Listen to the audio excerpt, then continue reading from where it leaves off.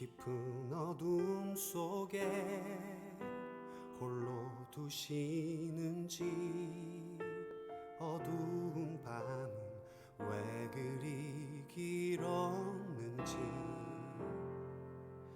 나를 고독하게, 나를 낮아지게, 세상 어디도 기댈 곳이 없게 하셨네.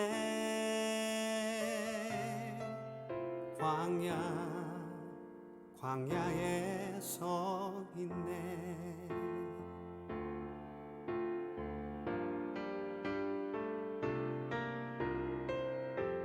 주님만 내 도움이 되시고, 주님만 내 빛이 되시는, 주님만 내 친구 되시는 광야. 주님 손 놓고는 단 하루도 살 수 없는 곳, 광야에 서 있네.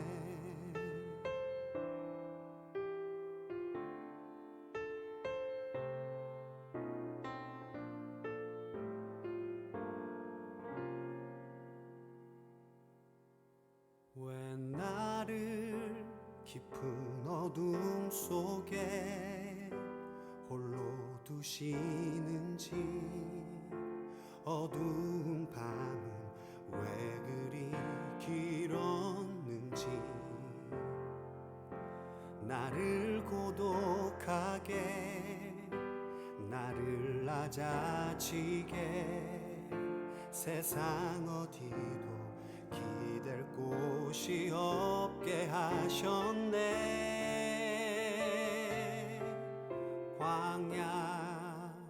광야에 서 있네.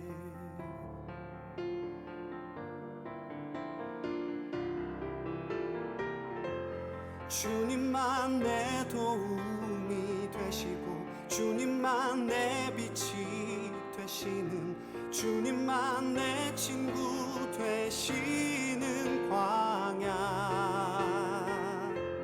주님 손 놓고는 단 하루도 살 수 없는 곳, 광야.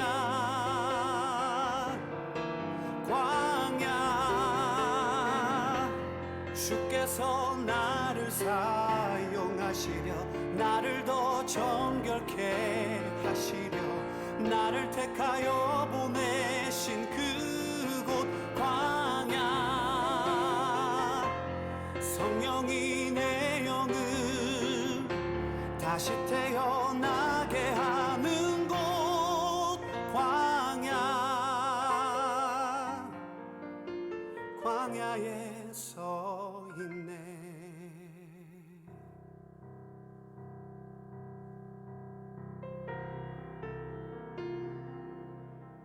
내 자가 산산이 깨지고 높아지려 했던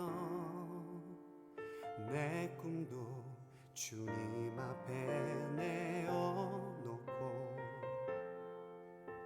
오직 주님 뜻만 이루어지기를, 나를 통해 주님만 드러나시기를.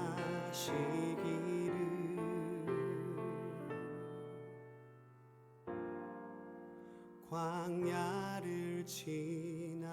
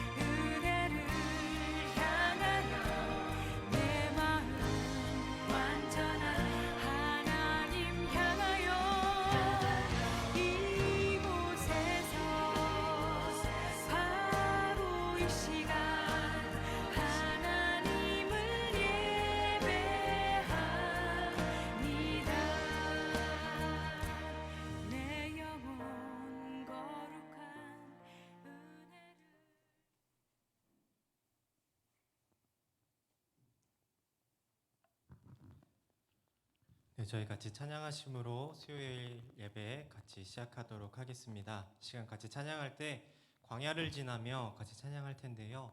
우리에게 조금 익숙하지 않은 찬양이기도 하실 텐데 가사를 잘 묵상하시면서 오늘 같이 마음으로 또 고백하는 시간 되길 원합니다.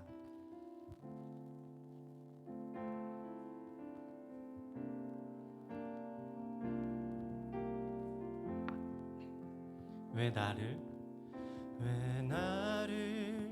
깊은 어둠 속에 홀로 두시는지 어두운 밤은 왜 길이 길었는지 나를 고독하게 나를 낮아지게 세상 어디도 기댈 곳이 없게 하셨네.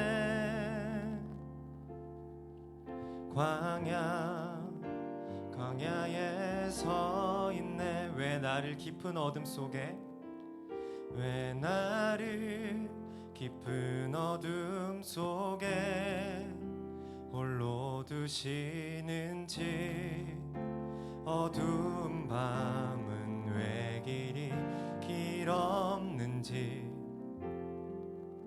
나를 고독하게 나를 낮아지게 세상 어디도 기댈 곳이 없게 하셨네. 광야에 서 있네. 주님만 내 도움이 되시고 주님만 내 빛이 되시는 주님만 내 친구 되시는 광야 주님 손 놓고는 단 하루도 살 수 없는 곳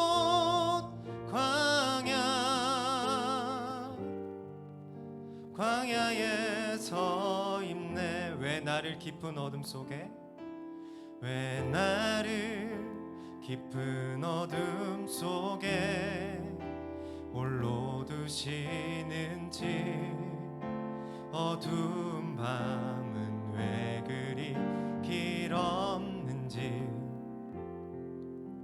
나를 고독하게 나를 낮아지게 세상 어디도 기댈 곳이 없게 하셨네.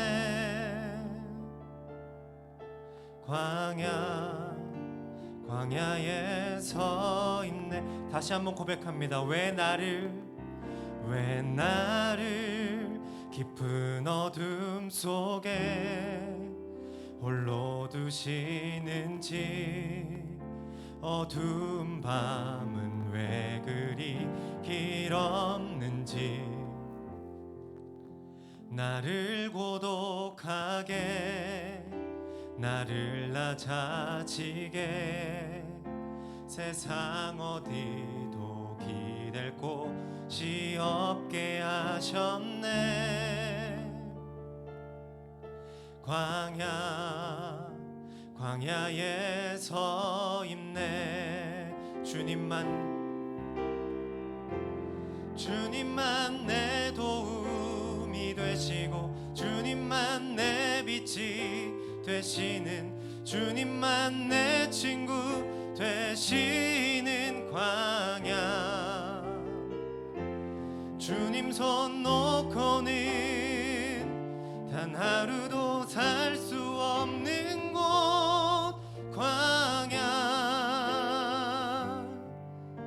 광야에 서 있네. 주님만 내 도움이, 주님만 내 도움이 되시고, 주님만 내 빛이 되시는, 주님만 내 친구 되시는 광야.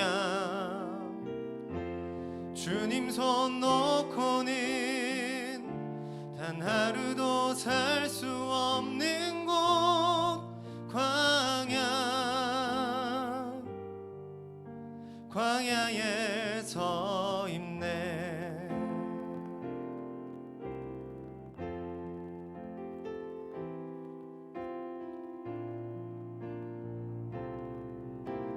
우리 같이 고백하겠습니다. 약할 때 강함 되시네. 약할 때 강함 되시네. 나의 보배가 되신 주 나의 모든 것. 주 안에 있는 보물을 나는 포기할 수 없네. 주 나의 모든 것. 예수 어린 양, 예수 어린 양, 존귀한 이름. 예수 어린 양, 존귀한 이름. 십자가 죄 사하셨네. 십자가 죄 사하셨네. 주님의 이름 찬양해. 주 나의 모든 것. 쓰러진 나를 세우고 나의 빈 잔을 채우네. 주 나의 모든 것. 예수 어린 양, 예수 어린 양, 존귀한 이름. 예수 어린 양, 존귀한 이름. 예수 어린 양, 예수 어린 양, 존귀한 이름. 예수 어린 양, 존귀한 이름. 우리 마지막으로 고백합니다. 예수 어린 양, 예수 어린 양, 존귀한 이름. 예수 어린 양, 존귀한 이름.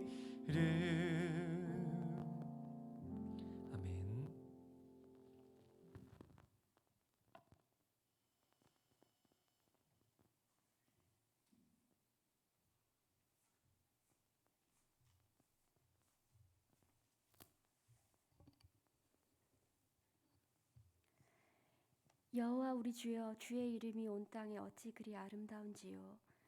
주의 이름을 찬양하고 이 시간 주님 앞에 예배 드려오니 하나님 영광 받아 주시옵소서. 하나님 앞에 설 수 없는 더럽고 연약한 믿음으로 왔습니다. 예수 그리스도의 피를 의지하여 주님 앞에 담대히 섰사오니 저의 죄를 용서하시고 깨끗이 하여 주시옵소서. 하나님, 코로나가 우리의 일상에 깊숙이 침투하여 우리의 평범한 일상을 흔들고 있습니다. 세상 사람들조차 때로는 관계를 포기하고, 자영업자들은 자신의 이익을 포기하고, 또 세상은 재빨리 패러다임을 바꾸어 코로나 시대에 최선을 다하고 있는 때에 하나님을 믿는다는 우리가 보여주는 이 혼란과 연약함과 무지를 긍휼히 여기고 용서하여 주시옵소서. 하나님께서 우리에게 가르쳐 주신 하나님 사랑과 이웃 사랑을 오로지 교회에서만 한정하고 여기가 좋사오니 초막셋을 지켰다던 옛 성품의 제자들처럼, 바리새인들처럼, 사두개인처럼 하나님의 말씀과 빛 대신 예수 그리스도의 아름다움을 우리가 막고 전파되지 못하게 하고 있습니다. 하나님 용서하여 주시옵소서. 그러나 우리가 우리 스스로를 정죄하기보다 이때가 우리의 민낯을 들여다보고 회개하며 돌이켜 기도할 때임을 잊지 않게 하시고, 365일이 예배의 자리가 되어야 하는 우리의 삶 속에서 아무도 보고 있지 않는 때에도 시간과 헌신을 들여 주님을 예배하는 참된 예배자의 모습으로 훈련되어질 수 있도록 성령님 도와주시옵소서. 그리하여 하나님의 교회가 다시 빛이라 소금이라 불리어지게 하여 주시옵소서.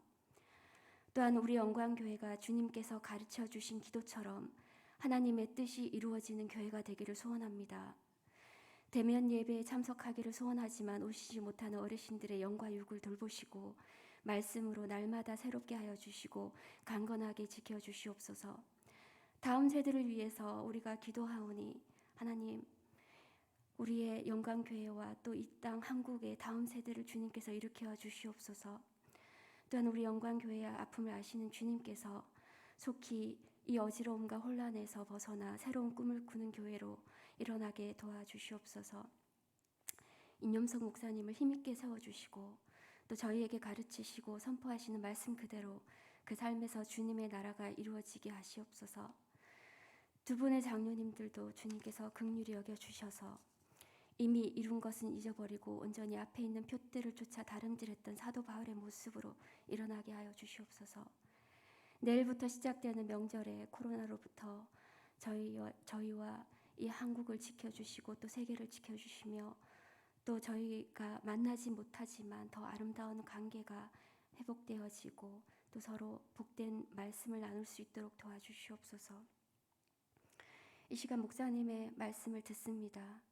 하나님, 어리석고 악한 지도자들이 횡행하는 이 시대에 교회가 올바른 말씀으로 듣고 깨달아 또 그 옛날의 모습에서 벗어나 저희가 어떻게 살아야 할지를 예수님 가르쳐 주시옵소서. 그리고 저희를 통해서 영광 받으실 것을 꿈꾸게 하여 주시옵소서. 주님, 온전히 이 예배가 주님 앞에 드려지기를 소원하며 예수님 이름으로 기도드립니다. 아멘.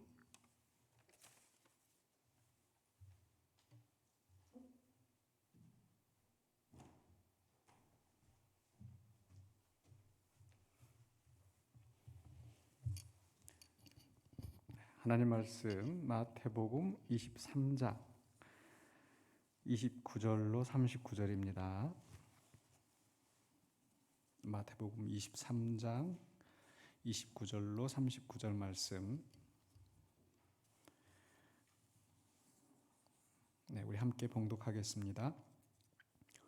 화 있을진저 외식하는 서기관들과 바리새인들이여, 너희는 선지자들의 무덤을 만들고 의인들의 비석을 꾸미며 이르되, 만일 우리가 우리 조상 때에 있었더라면 우리는 그들이 선지자의 피를 흘리는데 참여하지 아니하였으리라 하니, 그러면 너희가 선지자를 죽인 자의 자손임을 스스로 증명함이로다. 너희가 너희 조상의 분량을 채우라. 뱀들아, 독사의 새끼들아, 너희가 어떻게 지옥의 판결을 피하겠느냐. 그러므로 내가 너희에게 선지자들과 지혜 있는 자들과 서기관들을 보내매, 너희가 그 중에서 더러는 죽이거나 십자가에 못 박고 그 중에서 더러는 너희 회당에서 채찍질하고 이 동네에서 저 동네로 따라다니며 박해하리라. 그러므로 의인 아벨의 피로부터 성전과 제단 사이에서 너희가 죽인 바라게아의 아들 사가랴의 피까지 땅 위에서 흘린 의로운 피가 다 너희에게 돌아가리라. 내가 진실로 너희에게 이르노니 이것이 다 이 세대에 돌아가리라. 예루살렘아 예루살렘아 선지자들을 죽이고 내게 파송된 자들을 돌로 치는 자여, 암탉이 그 새끼를 날개 아래에 모음같이 내가 내 자녀를 모으려 한 일이 몇 번이더냐. 그러나 너희가 원하지 아니하였도다. 보라, 너희 집이 황폐하여 버려진 바 되리라. 내가 너희에게 이르노니 이제부터 너희는 찬송하리로다. 주의 이름으로 오시는 이여 할 때까지 나를 보지 못하리라 하시니라. 아멘. 네, 파송된 자들을 돌로 치는 자여라는 말씀의 제목으로 함께 은혜를 나누고자 합니다. 바로 이 제목은 37절에서 예루살렘아 예루살렘아 선지자들을 죽이고 내게 파송된 자들을 돌로 치는 자여라고 예루살렘을 향하여서 지금 외치고 있는 말씀입니다. 이 말씀이 나오게 된 배경이 바로 앞에 36절까지에 있는 그 저주시가 배경이 되고 있습니다. 오늘 그 봉독한 말씀 29절에 화 있을진저로 시작하는 이 저주시는 7번째의 저주시입니다. 앞에서 그 6번의 화 있을진저라고 시작하는 저주시가 있었죠. 거기에서 그 서기관과 바리새인들의 그 악한 모습들을 예수님께서 이제 정죄하고 또 책망하고 있으십니다. 그 속에서 이제 두 개씩 우리가 세트로 묶어서 생각을 해봤었는데, 바로 악한 지도자의 모습, 천국문을 닫고 자기도 못 가지만 또 다른 사람도 못 가게 막아버리는 사람들, 또 지옥길로 인도하는 사람들, 그런 사람들이 있었는가 하면 또 미련한 지도자들, 정말 무엇이 중요한지 또 어떤 것이 하나님의 뜻인지를 깨닫지 못하고 엉뚱한 것에 집착해서 또 사람들을 그 길로 가게 만드는 그런 미련한 분별 없는 지도자들이 있었습니다. 또 위선적인 지도자들, 뭔가 열심히 하긴 하는데 겉모습만, 경건의 모양만 충실히 하려고 하고, 또 더군다나 이제 사람들에게 보이려고 하면서 정작 자신의 속마음은 죄악이 가득한 그런 모습들, 그리고 다른 사람들도 그렇게 위선적인 그런 종교인으로 만들어가는 지도자들의 모습이 바로 바리새인과 서기관들이었습니다. 그러면서 오늘 7번째 마지막 저주시가 나오는데, 내용도 길 뿐더러 그 분량도 길지만 그 내용면으로도 상당히 좀 위협적인 또 자극적인 그런 말씀이 있는 것 같습니다. 어쨌든 중요한 포인트는 그들의 외식을 지적하면서 책망하는 건데, 먼저 우리가 그 서기관들의 바리새인들의 외식에 대해서 예수님께서 무엇라고 말씀하신가, 무엇이 그들의 외식인가 하는 내용이 29절로 32절까지에서 보면 나오는데요. 29절에 이렇게 시작하죠. 화 있을진저 외식하는 서기관들과 바리새인들이여, 뭘 보고 도대체 그러는가. 그들이 지금 하는 일은 29절 하반부에 선지자들의 무덤을 만들고 의인들의 비석을 꾸미며 이르되, 우리도 우리 조상들의 또 묘지를 잘 가꾸기도 하지만 특별히 아주 그 이름 있는 사람, 또 훌륭한 일을 한 위인들의 이렇게 동상을 만들고 또 흉상을 제작해서 세우고 하지 않습니까? 그리고 그들이 한 업적을 기립니다. 그런데 실제로 그들이 살았을 때는 굉장히 그 어렵게 살았었죠. 예를 들어서 우리 이순신 장군, 지금 우리 광화문 앞에 아주 크게 돼 있고 우리 돈에도 그 있지만은, 그러나 실제로 그분이 살으셨을 때는 그 원균의 모함을 받고 또 쫓겨나고 그리고 마지막에 결국 전쟁터에서 전사하는 참 이렇게 힘든 삶을 사셨죠. 이순신 장군 외에도 여러 사람이 있습니다. 후대의 역사가 그분이 정말 위인이었구나, 훌륭한 사람이었구나, 이게 밝혀져서 동상도 세우고 이름을 기리고 이렇게 추모하는 그런 모습이 나타납니다. 바로 이스라엘 사람도 그러했습니다. 바로 그 조상들 때에 그 선지자들이 핍박을 당하고 죽임을 당하였는데, 후대의 역사에서 그 선지자들이 옳았구나 이걸 알게 되고, 그래서 이제 그 사람들을 기리기 위해서 묘지를 만들고 꾸미고 의인들을 위해서 비석을 세우고 하는 겁니다. 근데 그러면서 그 사람들이 하는 말이 뭡니까? 30절에 만일 우리가 조상 때에 있었더라면 우리는 그들이 선지자의 피를 흘리는데 참여하지 아니하였으리라. 우리가 만약에 그 시대에 살았으면 그렇게 안 했을 텐데, 야, 왜 이렇게 사람들이 밀어냈을까? 왜 그 선지자의 진실을 몰라주었을까? 왜 이렇게 분별력이 없었을까? 이렇게 하면서 그 사람들을 어리석은 조상들을 어리석은 것으로 이제 말한다는 겁니다. 근데 31절 32절에 예수님께서 말씀하시기를 그러면 너희가 선지자를 죽인 자의 자손임을 스스로 증명함이로다.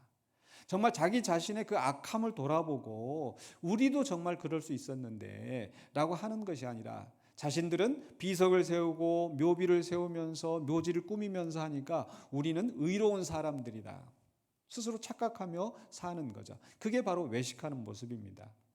실제로는 바른 말씀을 받아들이지 않고 여전히 복음을 거부하고 있는 사람들인데 그걸 깨닫지 못하고 우리는 조상들 때에 있었으면 그러지 않았을 것이다 라고 외식하면서 살아가고 있는 거죠. 그래서 너희가 너희 조상의 분량을 채우라 라고 하는 것은 결국 너희들도 똑같이 너희 조상들이 하였던 죄의 그 길을 따라가고 있다라는 그것을 말씀하시는 겁니다. 이 선지자들은 누구인가?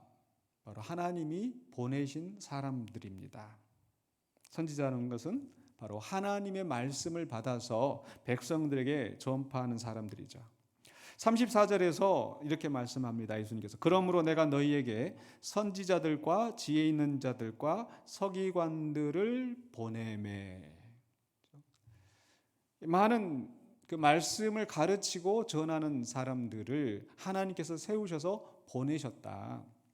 왜 하나님께서 그 선지자들을 보내셨을까요? 바로 37절에 그 말씀에서 의미를 찾을 수가 있겠는데요. 암탉이 그 새끼를 날개 아래 모음같이 내가 내 자녀를 모으려 한 일이 몇 번이더냐. 그러니까 예루살렘을 향하여 말씀하신 거라고 그랬었죠. 근데 암탉이 새끼를 모으는 것처럼 또 알을 품는 것처럼 바로 너의 자녀들, 즉 예루살렘의 자녀들, 하나님의 약속하신 그 땅이면서 살아가며 복을 누리면서 살아갈 수 있도록 하나님께서 그 백성들을 모으려 하셨다는 거예요. 모으시려고 선지자들을 보내시는 겁니다. 왜냐하면 이들이 하나님의 말씀을 어기고 엉뚱한 길로 가니까 그렇게 하면 심판을 받고 그 땅에서 쫓겨날 터인데 그렇게 되지 않도록 바로 예루살렘에 살아갈 수 있도록 하나님이 약속하신 그 복의 땅에서 정말 평안하게 기쁘게 살아갈 수 있도록 하나님께서 선지자들을 보내시는 겁니다. 역대하 36장 15절에서도 역시 그렇게 말씀하십니다. 그 조상들의 하나님 여호와께서 그의 백성과 그 거하시는 곳을 아끼사. 바로 그 백성들이 범죄하여서 다 쓸어버리고 싶은 그 하나님의 진노가 불붙듯 하지만 다른 한편으로 그 백성들을 아끼셔서 하나님의 성전이 있는 하나님의 이름이 있는 그 예루살렘을 아끼셔서 부지런히 그의 사신들을 그 백성에게 보내어 이르셨으나 부지런히 보내셨어요. 이사야도 보내고 예레미야도 보내고 에스겔도 보내고. 그래서 우리 구약 성경 안에 얼마나 많은 선지자들이 있습니까? 하나님께서는 그 백성들이 돌이키도록 선지자를 보내십니다. 마치 니느웨가 악하지만 거기까지도 요나를 보내셔서 그들이 회개하도록 망하지 않도록 하시려고 하나님은 사신들을 선지자들을 보내셨어요. 근데 여기서 한 가지 궁금한 것은 그냥 차라리 그 선지자들을 보내지 않고 하나님이 직접 말씀하셨으면 사람들이 믿지 않았었을까 그런 생각이 듭니다. 그렇죠?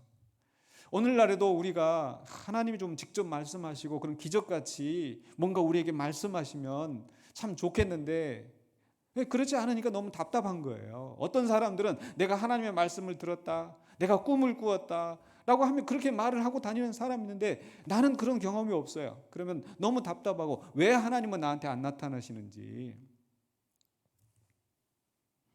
만약에 정말 그 하나님이 그들을 아끼셔서 그들이 망하지 않게 하시려면 하나님이 좀 직접 말씀하셨으면 얼마나 좋을까. 근데 하나님 직접 말씀하시면 어떤 일이 일어날까요? 실제로 출애굽기 20장에서 바로 하나님께서 시내산에 강림하셔서 그들에게 말씀하실 때 이제 십계명, 우리가 알고 있는 그 십계명의 말씀을 하나님께서 직접 음성으로 들려주셨어요. 근데 그 광경을 보고 이스라엘 백성들이 뭐라고 얘기합니까? 벌벌벌 떨면서 모세를 불러다가 우리가 도저히 그걸 감당할 수 없습니다. 우리가 죽을 것 같습니다. 그 영광 앞에 우리가 나타날 때 우리는 죽을 것 같은 그런 두려움을 느끼는 겁니다. 그래서 모세한테 당신이 들으시고 대신 우리에게 전해 주십시오 했었던 거죠. 바로 그 말씀이 우리 신명기 18장에 나오는데요. 한번 찾아가 보실까요? 신명기 18장에 한번 가보시면은요. 신명기 18장 15절에 내 하나님 여호와께서 너희 가운데 내 형제 중에서 너를 위하여 나와 같은 선지자 하나를 일으키시리니 너희는 그의 말을 들을지어라. 들을지니라. 신명기 18장 15절에 왜 이렇게 하셨는가? 16절에 바로 이것이 곧 내가 내 총회 날에 호렙산에서 내 하나님 여호와께 구한 것이라. 곧 내가 말하기를, 즉 이스라엘 백성들이 말한 겁니다. 내가 다시는 내 하나님 여호와의 음성을 듣지 않게 하시고 다시는 이 큰 불을 보지 않게 하소서. 두렵건대 내가 죽을까 하나이다. 그 백성들이 내가 죽게 생겼습니다. 그래서 하나님께서 17절에 여호와께서 내게 이르시되 그들의 말이 옳도다. 18절입니다. 내가 그들의 형제 중에서 너와 같은 선지자 하나를 그들을 위하여 일으키고 내 말을 그의 입에 두리니 내가 그에게 명령하는 것은 그가 무리에게 다 말하리라. 우리가 주일날 오전에 말씀 나누었던 것처럼 하나님께서 사무엘을 세우셔서 사무엘의 그 입에 말을 넣어주시고 사무엘이 그 말씀을 전파하는 거예요. 바로 이게 하나님께서 그 시내산에서 호렙산에서 그 백성들의 말을 듣고 하나님께서 결정하신 겁니다. 그래서 하나님께서 나와 같은 선지자 사무엘을 보내셨고요. 바로 모세와 같은 선지자를 세우셔서 바로 하나님의 말씀을 선포하는 대리자로 그들 가운데 보내신 거예요. 그 이후로 그 백성들이 죄를 범죄하고 정말 악한 길로 갈 때에 엘리야를 세우시고 엘리사를 세우시고 늙은 선지자, 젊은 선지자, 성경에서 나오는 많은 선지자들을 하나님께서 세우신 겁니다. 오늘날 이 시대도 마찬가지죠. 하나님 직접 말씀하시면 얼마나 좋을까. 뭐 의심도 없이 그냥 다 받아들일 텐데 그냥 과연 감당할 수 있을까요? 우리가 감당할 수가 없습니다. 또 진짜 만약에 하나님이 지금도 우리가 죄질 때마다 네 이렇게 해라. 우리가 문제가 생길 때마다 하나님이 나타나셔서 이게 맞다 이렇게 말씀하신다면 한편으로는 속도 시원하겠지만 지금도 우리가 교회 여러 가지 문제 속에서 막 누가 옳고 누가 이런 말하고 저런 말하고 막 속시 그렇고 하나님이 오셔서 한 방에 그냥 딱 말씀해 주셨으면 좋겠는데 근데 만약 그렇게 하나님이 그때그때마다 말씀하신다면 하나님이 곳곳에서 말씀하시고 또 실제로 우리의 삶 속에서 매일매일 하나님의 말씀을 그렇게 듣는다고 생각해 보세요. 여러분 우리 교회에 CCTV가 있는데 그렇죠? 만약에 우리 집집마다 CCTV가 있어가지고 온 성도들이 누구나 다 볼 수 있어요. 그러면 제가 어떻게 살까요? 무슨 말씀인지 아시겠어요? 하나님이 매일 말씀하시고 그렇게 우리가 잘못할 때마다 하나님 나타나서 말씀하시면 우리는 정말 숨 막혀서 살 수가 없을 거예요. 두려워서 살 수가 없을 거예요. 그러면 하나님 우리가 죄 짓도록 그렇게 방치해 두시는 거냐? 아닌 거죠. 하나님의 말씀을 우리에게 주시고 또 교회 안에 목사와 교사를 세우시고 가르치는 자로 지도자로 세우신 거죠. 그리고 그 말씀을 듣고 우리가 판단하여서 분별하여서 인격적으로 살아가도록 성숙한 모습으로 살아가도록 세우시는 겁니다. 그러니까 하나님이 매번 직접 말씀하시는 것이 아니라 우리가 자녀들을 양육할 때에도 어렸을 때는 일일이 다 보고 이거 했냐 안 했냐 다 하는데 성숙한 다음에는 그 기본적인 원리를 이야기하고 그 원리대로 알아서 스스로 할 수 있도록 하지 않습니까? 하나님께서 우리를 창조하실 때 하나님의 형상으로 창조하시고 인격적인 존재로 지정의를 가진 존재로 창조하셨잖아요. 근데 매번 우리가 살아갈 때마다 하나님이 나타나셔서 이렇게 하면 안 돼, 저렇게 해야 돼, 이렇게 말씀하시기보다는 우리에게 하나님의 말씀을 주시고 원리를 알게 하시고, 그러면서 우리 스스로 하지 못하니까 하나님께서 때로는 선지자들을 보내시고 목사를 세우시고 교사를 세우시고 그렇게 보내셔서 하나님의 길로 가도록 인도하시는 겁니다. 그게 하나님께서 선지자들을 보내신 목적이고, 이제 이 시대에는 바로 목사와 교사, 즉 가르치는 목회자를 세우신 이유입니다.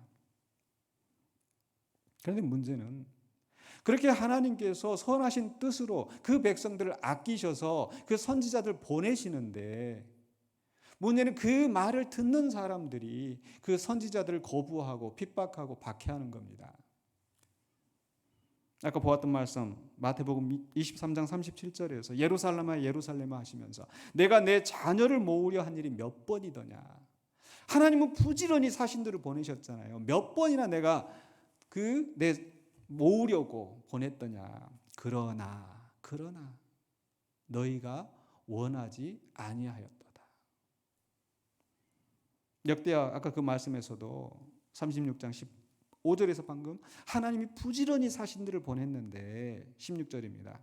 그의 백성이 하나님의 사신들을 비웃고 그의 말씀을 멸시하며 그의 선지자를 욕하여 여호와의 진노를 그의 백성에게 미치게 하여 회복할 수 없게 하였으므로 하나님의 사신들을 비웃습니다.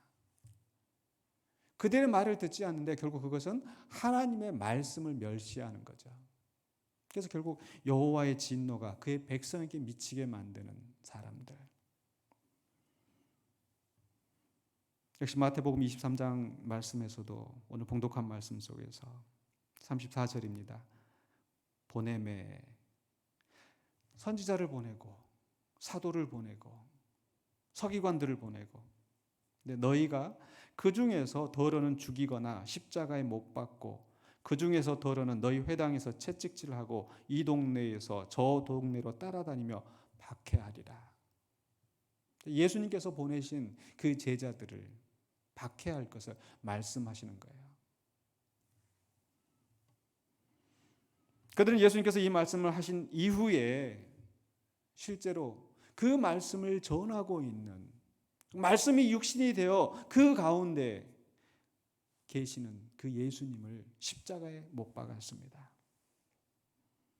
예수님을 채찍질하고 예수님이 가는 곳마다 쫓아다니면서 논쟁을 벌이고, 근데 그게 예수님에게서만 끝나는 것이 아니라 결국 그 예수님의 말씀을 가지고 예수님의 명령을 따라서 복음을 증거하는 제자들에게까지 쫓아다니면서 방해하고 또 그들을 십자가에 못 박고 감옥에 가두고 매를 때리고 위협하고, 그게 서기관과 바리새인들의 모습이었습니다. 종교 지도자들이었는데, 백성의 인도자들이었는데, 제자들뿐만 아니라 바울에 대해서도 주일 아침에도 말씀 나눴던 것처럼 바울은 하나님의 말씀의 통로가 되어서 하나님의 말씀을 받아가지고, 과거에는 자신도 박해자였지만은 이제는 그가 예수님을 만나고 변화되어서 예수님을 증거하는 사람이 되었는데, 그래서 다른 사람들이 박해하고 다른 사람들이 거부할 때 나도 당신들 심정 안다, 나도 옛날에 그랬었다 라면서 말씀을 전파하는 거예요. 그런데 그 유대인들은 듣지 않습니다. 여기저기 쫓아다니면서 방해해요. 그게 사도행전 17장에 정확히 기록이 되어 있어요. 우리 사도행전 17장 한번 가보실까요? 17장 1절에 2절에서 그들이 암비볼리와 아볼로니아로 다녀가, 그들이라는 것은 바로 바울과 실라를 이야기합니다. 데살로니가에 이르니 거기 유대인의 회당이 있는지라 바울이 자기의 관례대로 그들에게로 들어가서 새 안식일에 성경을 가지고 강론하며, 이 성경이라고 하는 것은 바로 그 시대는 아직 신약이 기록되어 있지 않았고 구약 성경이에요. 즉 유대인의 회당에서 그들이 믿고 있는 하나님의 말씀을 바로 가르쳐서 강론하는 겁니다. 왜냐하면 지금까지 그들은 자기들의 전통대로 자기들의 생각대로 이 말씀을 왜곡하고 왜곡된 것을 그대로 믿으면서 엉뚱한 신앙생활을 했었거든요. 그래서 예수님을 알지 못하고 예수님을 믿지 못하고 예수님을 십자가에 못 박혀 죽이고 여전히 그 율법대로 그 전통대로 살아가는데, 바로 그들을 향하여서 성경을 펴서 강론하면서 17장 3절에 뜻을 풀어 그리스도가 해를 받고 죽은 자 가운데서 다시 살아나야 할 것을 증언하고 이르되 내가 너에게 전하는 이 예수가 곧 그리스도라, 메시아라. 바로 이 성경에서 기록되었던 메시아라고 가르치는 겁니다. 그랬더니 17장 4절에 그 중에 어떤 사람 곧 경건한 헬라인의 큰 무리와 적지 않은 귀부인도 고난을 받고 바울과 실라를 따르나. 지금 바울이 이 성경을 강론하는 자리가 어디예요? 유대인의 회당이라고 그랬죠.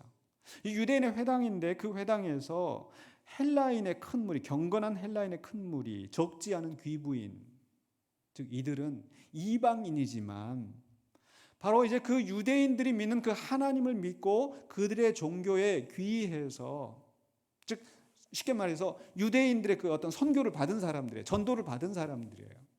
그래서 그 유대인의 회당에서 그 유대인들이 믿는 그 종교를 따라가고 있었는데 지금 바울이 와서 그게 아니다, 그 성경 구약 성경에서 그 잘못 알고 있던 것을 뜻을 풀어서 지금 강론을 했더니 그 돈 많은 귀부인들이, 경건한 헬라인들이 지금 바울과 실라를 믿는 거예요.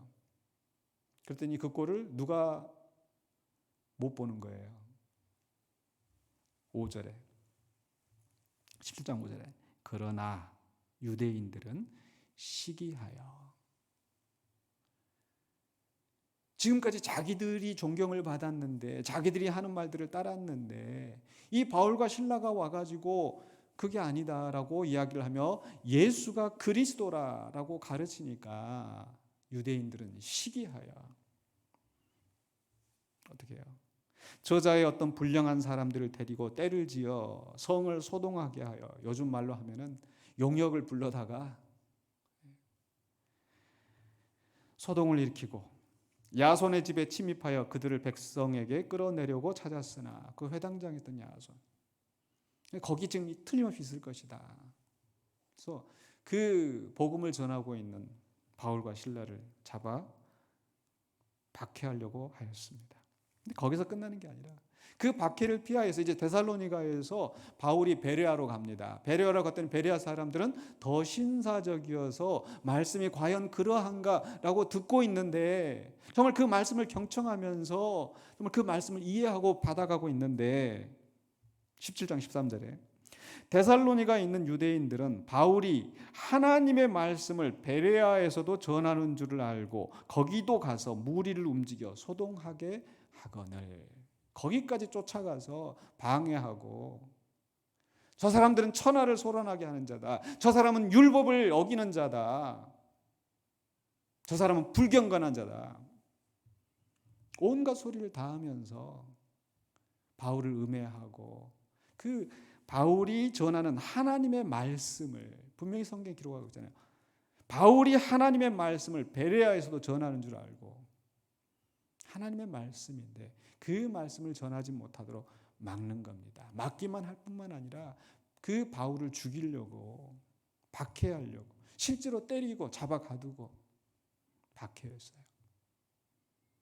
마치 그 조상들이 하나님의 진리의 말씀을 증거하는 선지자들을 잡아 죽이고 그 말씀을 거부하고 그 전하는 그 말을 조롱하고 비웃으면서 박해했었던 것처럼, 그들도 여전히 똑같이 하나님의 말씀을 증거하는 제자를, 바울을 조롱하며 멸시하며 박해하고 있었습니다.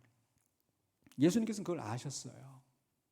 그래서 바리새인과 서기관들, 내가 너희 자녀들을 모으려고, 이 나라를 회복하게 하려고 내가 몇 번이나 내가 그렇게 시도하였었던가. 그러나 너희들은 여기저기 쫓아다니면서 그 내가 보낸 제자들을 박해하고 있구나. 받게 할 것이다. 33절에 예수님께서 무서운 말씀을 하시죠. 이제 예수님께서는 그 박해자들에 대해서 분명한 심판이 있을 것을 선언하십니다. 뱀들아, 독사의 새끼들아, 너희가 어떻게 지옥의 판결을 피하겠느냐. 결국 지옥 심판을 받게 된다고 예수님 말씀하시는 거예요. 35절에 계속해서 그러므로 의인 아벨의 피로부터 성전과 제단 사이에서 너희가 죽인 바라게의 아들 사가랴의 피까지, 바로 우리가 성경에서 알고 있는 학계 스가랴 말락에서 그 스가랴를 가리키는데, 바로 그 땅 위에서 흘린 의로운 피가 다 너희에게로 돌아가리라. 바로 가인이 아벨을 죽였던 것처럼. 그리고 마지막에는 그 사가랴, 스가랴까지 결국 순교하게 만들었던 그 악한 박해자들, 그 피값을 치르게 될 것이다.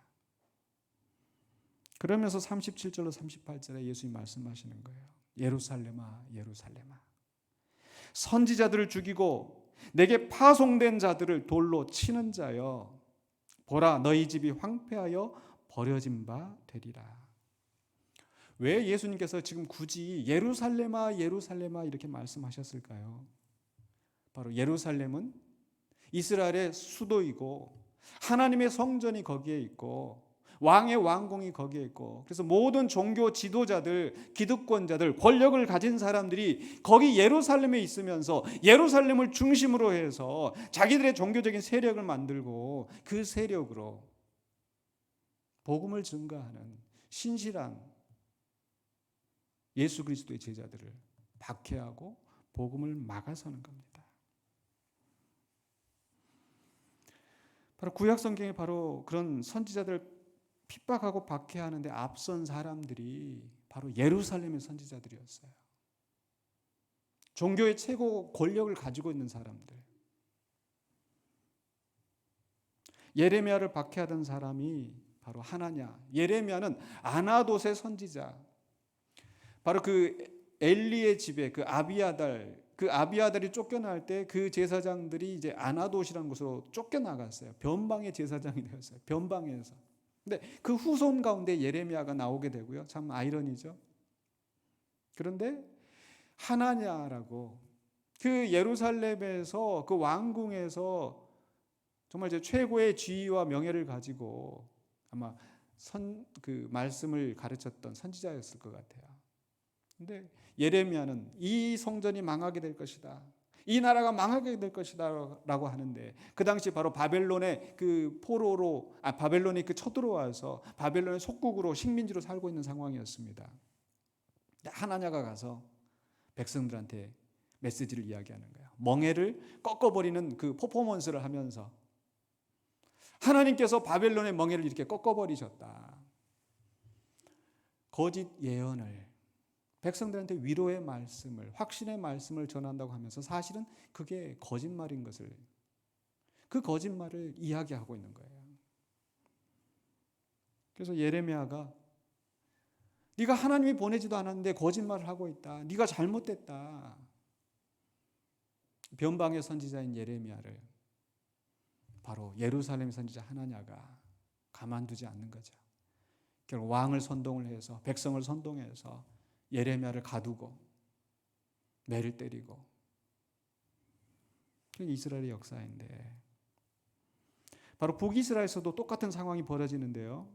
아모스 7장에 보시면 7장 10절에 때 베델의 제사장 아마샤가 이스라엘 왕 여로보암에게 보내어 이르되, 이게 베델의 제사장이라고 했잖아요. 이제 북이스라엘의 그 성전이 있는 곳은 베델이에요. 그래서 가장 그 중심지에 있는 그 제사장 아마샤, 베델의 제사장 아마샤가 이스라엘 왕 여로보암에게 보내 이르되, 이스라엘 족속 중에 아모스가 왕을 모반하나니 그 모든 말을 이 땅이 견딜 수 없나이다. 아모스도 와서 결국 이 나라가 망할 것이다, 정의와 공의를 하수처럼 내려보내야 되는데 그렇지 않은 그들을 향하여서, 기득권자들을 향하여서, 자기들의 욕심을 채우고 있는 사람들을 향하여서 정죄하고 책망하고 하나님의 심판이 있을 것을 예언하였더니, 지금 베델의 제사장 아마샤는 이 아모스가 지금 반란을 일으키고 있다, 우리의 질서를 깨뜨리고 있다. 백성들이 견딜 수가 없다. 그러면서 아모스를 핍박하는 거예요. 12절 13절에 아마시아가 또 아모스에게 이르되 선견자야 너는 유다 땅으로 도망하여 가서 거기에서나 떡을 먹으며 거기에서나 예언하고 다시는 베델에서 예언하지 말라. 이는 왕의 성소여 나라의 궁궐이다. 그 부패한 기득권을 지키려고 하는 그런 욕심으로 아모스의 말을 듣지 않고 쫓아내는 겁니다. 이게 구약 성경에서의 역사이고, 근데 구약 성경에서만 끝나는 것이 아니라 신약 성경에 와서도 사도행전에서 바로 그 유대인들이, 바리새인과 서기관들이 예수님을 박해하고 예수님을 십자가 못 박아 죽게 하고 그 제자들을 박해하고 그 제자들의 입을 막고 스데반을 죽이고 바울을 쫓아다니면서 방해를 하고 음해하고 천하를 소란하게 하는 자다. 우리의 율법과 성전을 비방하는 자다. 우리의 종교 전통을 거부하는 자다. 성전을 더럽힌 자다. 온갖 거짓 음해를 하면서 바울을 죽이려고 하는 겁니다.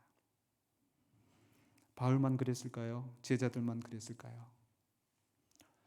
성경에 그들만 기록되어 있지만 그러나 숱한 정말 무명의 그리스도인들이 그들에게 박해를 당하고 핍박을 당하고 그러지 않았을까요?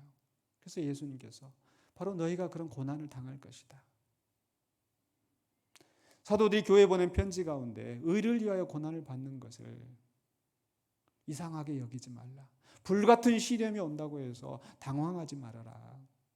그렇게 했던 이유가 바로 신실한 그 그리스도인들, 무명의 그리스도인들이 곳곳에서 박해를 당할 것을 알고 또 그것이 그들이 부딪히고 있는 현실이기 때문에 그렇게 하지 않았을까요?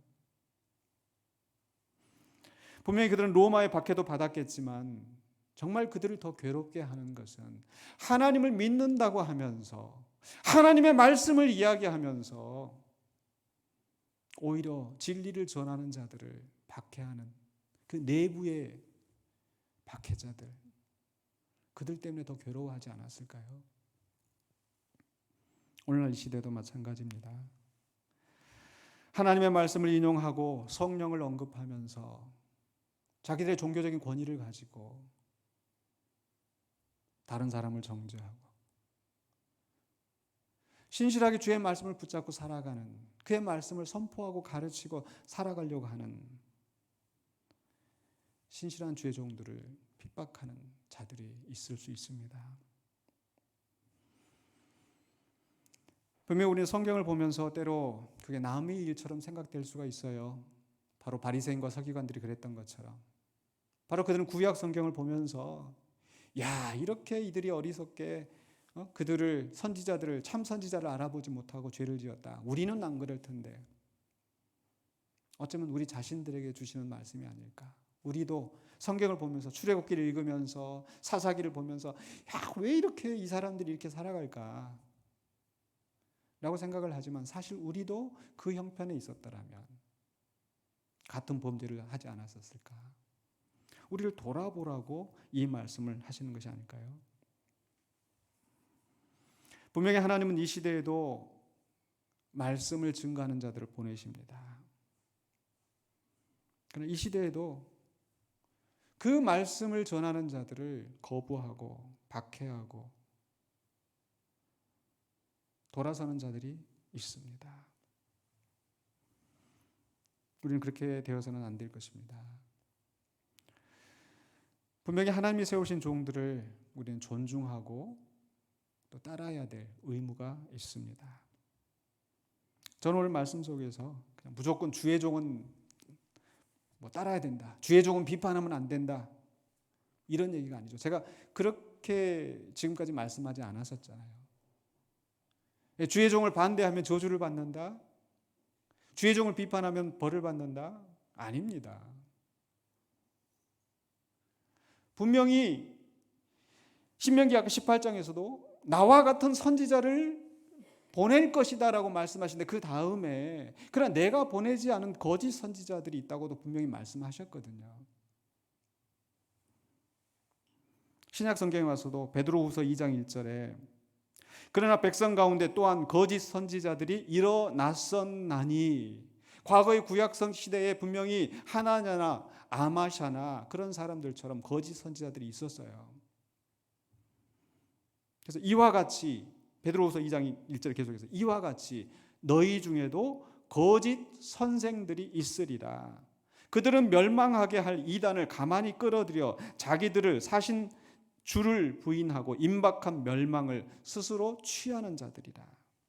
구원하신 예수 그리스도를 부인하고 자기들의 종교적인 전통을 세워가면서 그런 거짓 선생들이 있을 것이다. 그런 거짓 선생들까지 따라가는 말이 아니거든요. 그러니까 주의 종을 비판하면 무조건 벌을 받는다? 아닙니다. 바로 분별해서 거짓 교사들에 대해서는 인사도 하지 말라, 너희 집에 들이지 말라 분명히 말씀하세요. 그러나 바로 가르치는 사람 어떻게 해야 될까요? 하나님의 말씀으로 받아들이고 순종하고 존경하라는 것이 성경의 원리입니다. 그래서 디모데전서 5장 17절에 이렇게 말씀하시죠. 잘 다스리는 장로들은 배나 존경할 자로 알되. 일단 기본적으로 권위를 가진 사람들을 우리가 존경해야 돼요. 모든 권세는 하나님께로부터 나왔기 때문에. 그러나 잘못된 권위를 휘두르는 사람에게 복종하라 그런 뜻은 아닙니다. 잘 다스리는 장로를 존경하되, 배나 존경하되. 특별히 말씀과 가르침에 수고하는 이들에게는 더욱 그리할 것이니라. 바로 하나님 구약 시대에 선지자를 보냈던 것처럼 또 이 시대에도 목사와 교사, 즉 가르치는 목사, 가르치는 장로, 좀 목사에 대해서는 더욱 그리하라. 옛날 성경에 보면 배나 그리하라. 왜 그렇게 말씀하셨을까요? 바로 그 전하는 말이 바로 가르치는 그 말씀이라면 그 말씀은 그 사람의 말이 아니라 누구의 말씀이에요?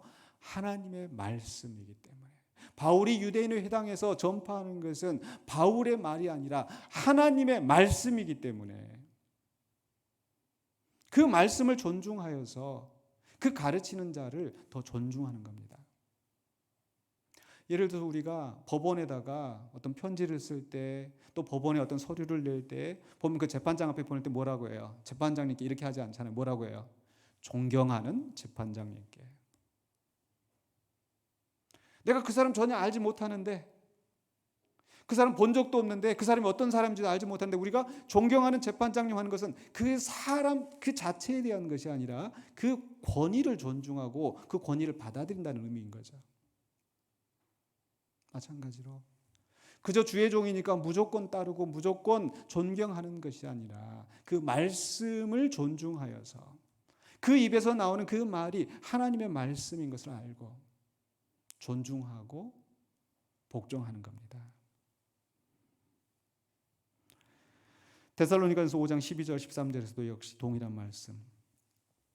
너희 가운데서 수고하고 주 안에서 너희를 다스리며 권하는 자들을 너희가 알고 그들의 역사로 말미암아 사랑 안에서 가장 귀히 여기며 너희끼리 화목하라. 주의 종이라고 무조건 떠받든다는 의미가 아니라 주 안에서 너희를 다스리며 권하는 자들을 너희가 알고 교제하고 화목하고 척지지 말고. 왜? 그 말씀 때문에.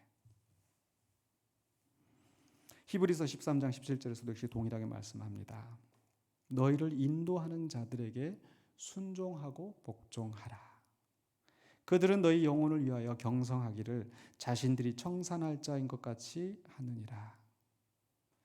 이 말씀을 듣고 내가 과연 강단에서 이 말씀 선포할 자격이 있을까? 정말 내 자신을 청산할 것처럼, 내 자신이 청산할 자인 것처럼 과연 성도들에게 그렇게 정말 다 했던가? 사실 부끄럽습니다. 근데 그럼에도 불구하고 그 성도들을 향하여서 히브리서 기자는 너희를 인도하는 자들에게 순종하고 복종하라. 저는 오늘 이 강단에서 그죠? 주의 종 잘 섬겨라, 목사 잘 섬겨라 이 얘기를 하는 게 아닙니다. 그 말씀의 권위 앞에 왜 하나님께서 선지자를 보내셨는지, 왜 하나님께서 목사와 교사를 가르치는 장로를 세우셨는지, 바로 그 말씀에 순종하고 하나님의 뜻을 이루어가는 백성이 되도록 그 뜻을 위하여서 하나님이 오늘 또 세우셨다라는 겁니다. 그렇기 때문에 그 가르치는 그 말씀을 존중하고 순종할 때 우리가 복을 받게 될 줄로 믿습니다. 그런데 그 진리의 말씀을 거부하고 오늘 말씀에 있는 것처럼 보내신 자들을, 파송된 자들을 핍박하고 그들에게 돌을 던지고, 즉 그것은 하나님의 말씀을 멸시하고 하나님을 거부하는 것이기 때문에 어찌 지옥의 판결을 피하겠느냐, 뱀들아 독사의 새끼들아 라고 주님께서 경고하시는 겁니다. 저는 이 말씀을 들으면서 다시 한번 야고보서 3장 1절에 있는 말씀, 선생된 우리가 더 큰 심판을 받을 줄 알지 못하느냐, 전 두려운 말씀으로 이 말씀을 증거합니다. 저 역시 말씀 앞에서 바로 살려고, 저 역시 여러분과 똑같은 그런 죄악된 본성을 가지고 살아가고 있습니다. 여러분보다 결코 더 거룩하지 않고 더 착하지 않고, 다만 목사의 직분에 있기 때문에 그 자리에 맞게 좀 하려고, 좀 덜 그렇게 하려고 노력은 합니다만, 그러나 말씀을 증거함에 있어서는 정말 이 하나님의 말씀인데, 이 하나님의 말씀이 의미하는 바가 무엇일까, 하나님이 원하신 뜻이 무엇일까, 정말 최선을 다해서 연구하고 그 말씀을 증거하고 있습니다. 그리고 궁극적으로 하나님이 심판하시겠지만, 우리 성도들 입장에서 정말 그 말씀이 진실하다면 베레아 사람들처럼 이 말씀이 그러한가 신중하게 받아들이고, 또 그 말씀을 존중하여서 말씀대로 순종하며 살아가는 저와 여러분이 되시기를 주의 이름으로 축원합니다. 기도하겠습니다. 거룩하신 아버지 하나님, 은혜를 감사합니다. 오늘 또 주의 백성들이 주님의 뜻대로 살아갈 수 있도록 가르치는 장로를 세우시고 다스리는 장로를 세우시고 우리 가운데 인도자를 세우신 줄로 믿습니다. 세우신 지도자들이 주의 뜻을 온전히 분별하여서 성실하게 말씀을 선포하고 말씀대로 다스리게 하여 주시고, 또 이 말씀을 듣는 자들은 또 신실하게 말씀을 듣고 또 온전히 그 말씀대로 살아가는, 그래야 하나님이 기뻐하시는 하나님의 마음에 맞는 교회가 되게 하여 주시옵소서. 예수 그리스도 이름으로 기도하옵나이다. 아멘. 찬송가 212장입니다.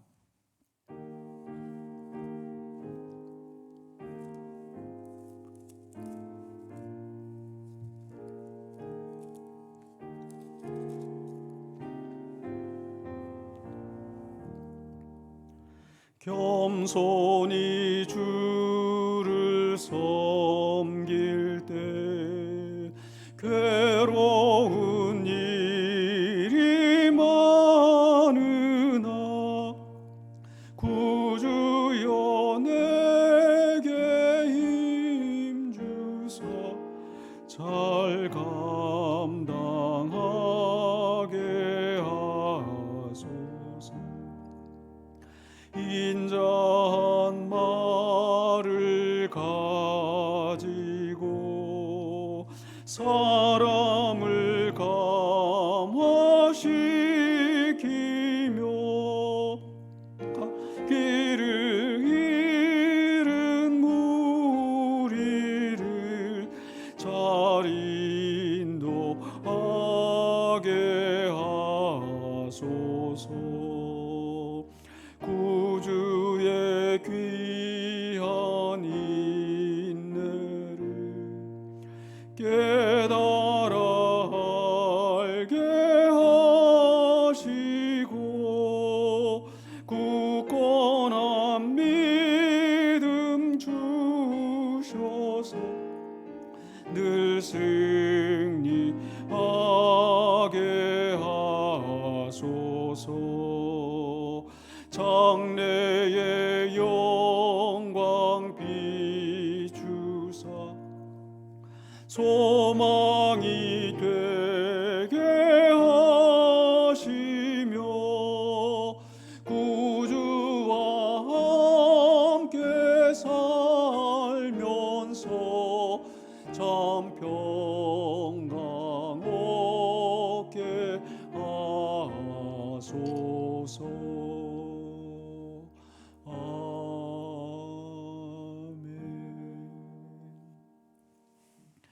지금은 우리 주 예수 그리스도의 은혜와 하나님의 사랑하심과 성령님의 감동 감화하심이 주 앞에 예배하는 모든 심령들에게 이제로부터 영원토록 함께 있을지어다.